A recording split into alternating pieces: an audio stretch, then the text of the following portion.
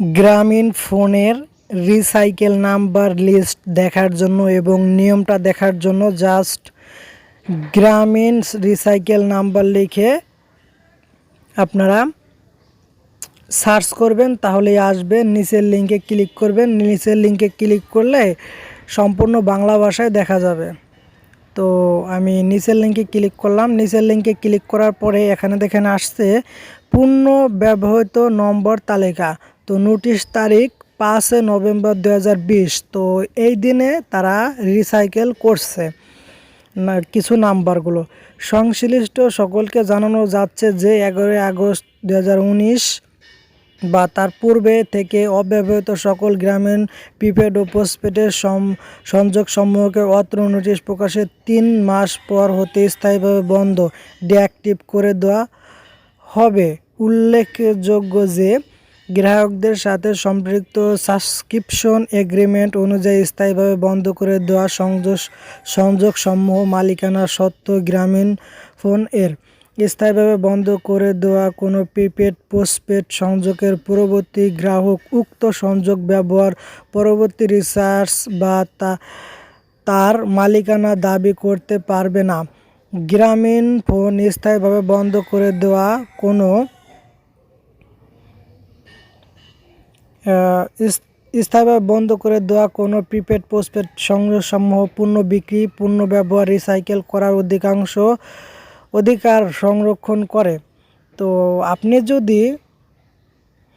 আপনি যদি গ্রামীণ ফোনের 3 মাস আপনার সিমটি না ব্যবহার করেন, তাহলে কিন্তু তারা রিসাইকেল করে আপনার সিমটি অন্য জায়গায় বিক্রি করতে পারে। এইখানে সম্পূর্ণভাবে বলা হয়েছে। তো এখানে আপনারা কিন্তু দেখতে পাচ্ছেন যে সম্পূর্ণভাবে তারা বলে দিয়েছে।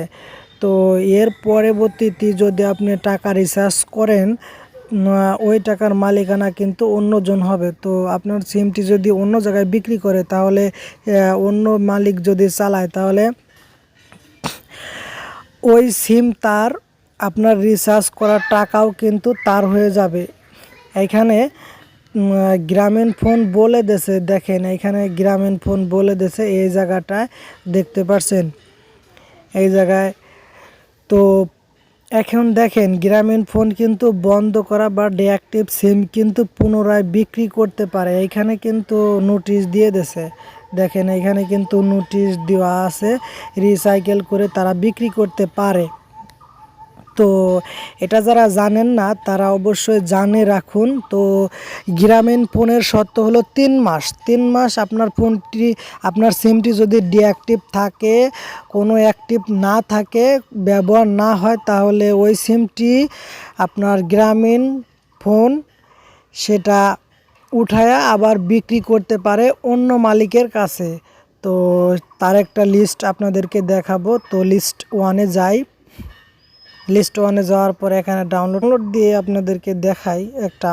তো মূলত এখানে একটা কথা হলো যে আপনারা এই উল্লেখিত অনুযায়ী মালিকানা তথ্যসমূহ সব কিছুই পেতে পারেন আপনার grameenphone.com-এ এবং BTRCর ওয়েবসাইটে। তো এখান থেকে লিস্ট 1-এ ক্লিক করবেন। লিস্ট 1-এ ক্লিক করার পরে ডাউনলোড অপশানে ক্লিক করবেন। ডাউনলোড অপশানে ক্লিক করার পরে ডাউনলোড হবে। তো এখান থেকে ডাউনলোড করে নিতে হবে অবশ্যই এটা দেখার জন্য। তো আমি মূলত আপনাদেরকে দেখার জন্য ডাউনলোড করছি। ডাউনলোড হওয়ার পরে আপনাদেরকে দেখাবো কিভাবে এই নাম্বারগুলো তারা রিসাইকেল করে উঠায়া অন্য জনের কাছে বিক্রি করছে।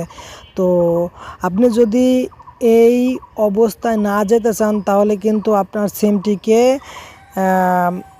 সম্পূর্ণরূপভাবে অ্যাক্টিভ থাকতে হবে। 3 মাস ওভার হলে কিন্তু আপনার সিমটি অন্য মালিকের আন্ডারে যেতে পারে এবং প্রযোজ্য হতে পারে গ্রামীণ ফোনের শর্ত অনুযায়ী। তো আমি এখন দেখাবো তারই একটা লিস্ট, যেটা আমি ডাউনলোড করছি, এখন আপনারা দেখতে পাচ্ছেন। তো আমার এই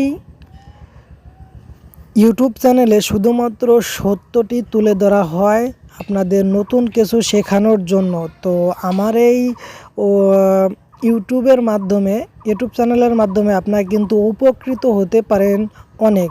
তো আমার এই চ্যানেলটিকে সাবস্ক্রাইব করে রাখবেন এবং পাশে থাকা বেল বাটনটি অন করে অল করে রাখবেন, যাতে সবার আগে আমার ভিডিও আপনার কাছে পৌঁছে যায়।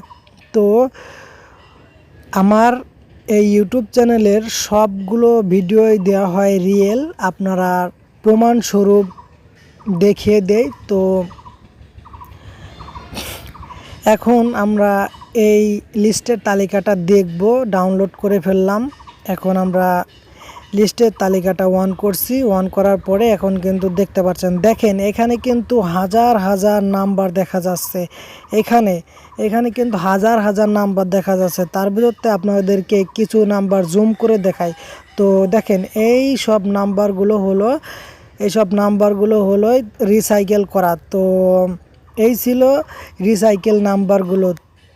আরও যে নোটিশ করে যে রিসাইকেল নাম্বারগুলো তুলছে তারা এইখানে দেওয়া আছে। তো আপনারা দেখে নেবেন আপনাদের আন্ডারে পড়ছে কিনা, আপনাদের সিম এটার ভিতরে আছে কিনা। তো ক্লিয়ারভাবে আপনাদেরকে বোঝাতে পারলাম গ্রামীণ ফোনের কি শর্ত ছিল, কোন কারণে সে 2 বার বিক্রি করতে পারে এক সিম। Banglalink recycle number. তো বাংলালিংক রিসাইকেল নাম্বার আপনারা দেখার জন্য জাস্ট কি করবেন, বাংলালিংক রিসাইকেল নাম্বার লিখে সার্চ করবেন। সার্চ করার পরে নিচের লিঙ্কে আসবেন। নিচের লিঙ্কে আসার পরে আপনারা দেখতে পারবেন এখানে তাদের শর্তাবলী দেওয়া আছে। এই শর্তাবলী দেখে আপনারা বুঝবেন। তো আমরা চলে আসলাম বাংলালিংক ওয়েবসাইটে আসার পরে এখন দেখতে পাচ্ছেন যে এখানে দেখাচ্ছে পুরনো ও অব্যবহৃত বাংলালিংক নাম্বার। তো এখানে বলছে, প্রিয় গ্রাহক, বাংলাদেশের টেলিকমিশন রেগুলেটরি কমিশনের নির্দেশনা অনুযায়ী 2020 সালে 1 মে এর আগে থেকে বাংলালিংকের যে সকল নাম্বার 450 বা তার অধিক দিন যাবৎ অব্যবহৃত রয়েছে সে সকল নম্বরগুলো এই নোটিশ দেওয়া 3 মাস পরে বাংলালিংক পুনরায় ব্যবহার বা পুনরায় বিক্রি করার সিদ্ধান্ত নিয়েছে। এই নাম্বারগুলোর তালিকা banglalink.net ওয়েবসাইটে পাওয়া যাবে। এই সম্পর্কিত বিস্তারিত জানতে গ্রাহক বাংলালিংক কাস্টমার কেয়ার সেন্টারে ভিজিট করতে পারবেন। নোটিশের উল্লেখিত মেয়াদ শেষ হওয়ার পর গ্রাহকগণ এই সংযোগগুলোর মালিকানা দাবি করতে পারবে না। তো 450 দিন মানে আপনার 15 মাস যদি আপনার বাংলালিংক সিমটি অব্যবহৃত থাকে তাহলে তারা পুনরায় উঠায় অন্যজনের কাছে বিক্রি করতে পারে, এখানে বলে দেওয়া হয়েছে। তো এখন কোন তারিখে এরা পুনরাবৃত্তি করেছে নাম্বারগুলো সেটা কিন্তু এই জায়গায় দেওয়া আছে। তো এত তারিখে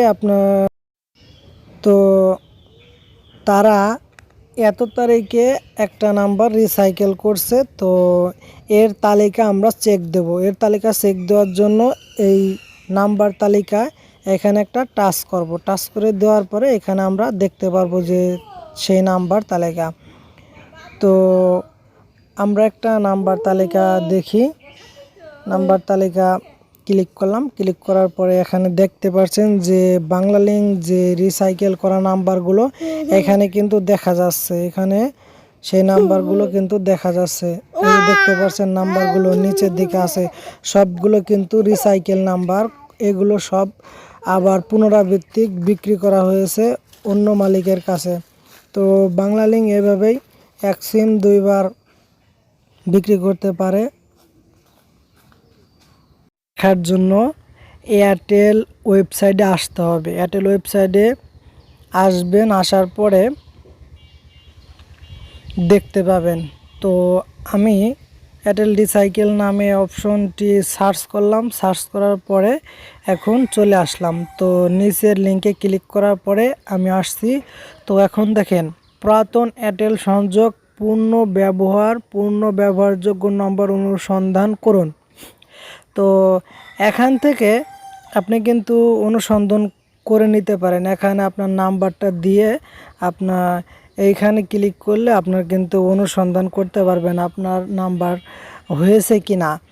তো বাংলাদেশ টেলিকমিউনিকেশন রেগুলেটরি কমিশনের নির্দেশনা অনুযায়ী কোনো এয়ারটেল নাম্বার যদি অব্যবহারভাবে 15 মাস 450 দিন অব্যবহার থাকে তবে সেটি রিসাইকেল করা যাবে এবং 30 দিন কিংবা 90 দিনের নোটিশ দিয়ে যেটি প্রযোজ্য হবে পুনরায় বিক্রি করা যাবে।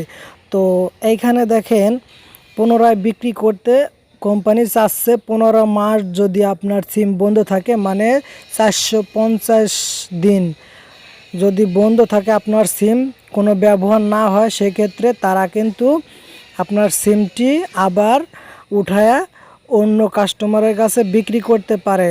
তারা এখানে বলে দিয়েছে। তো 30 দিন কিংবা 90 দিন নোটিশ মেয়াদি দেওয়া আছে। এখানে দেখেন নোটিশ মেয়াদ, ক্যাটাগরি অব্যবহৃত দিন, নোটিশ মেয়াদ। তো এখানে দেখেন প্রথমে নোটিশ মেয়াদটা দিছে কত, 1 জুন 2016 তারিখের আগে 450 দিন অব্যবহৃত থাকা 30 দিন, এইখানে এই কথাটা বলা আছে। এগুলো প্রত্যেকটাই লিস্ট। তো আপনারা যদি আপনাদের এয়ারটেল সিমটি অব্যবহৃত রাখেন তাহলে কিন্তু আপনার সিম কোম্পানি, এয়ারটেল কোম্পানি কিন্তু আপনার এই সিমটি 15 মাস মানে 450 দিন পরে আবার তুলে অন্য কাস্টমারের কাছে বিক্রি করতে পারে। তারা তাদের ওয়েবসাইটের মাধ্যমে বলে দিয়েছে। তো এটাই ছিল এয়ারটেলের নিয়ম, যে কিভাবে এক সিম দুইবার বিক্রি হয়।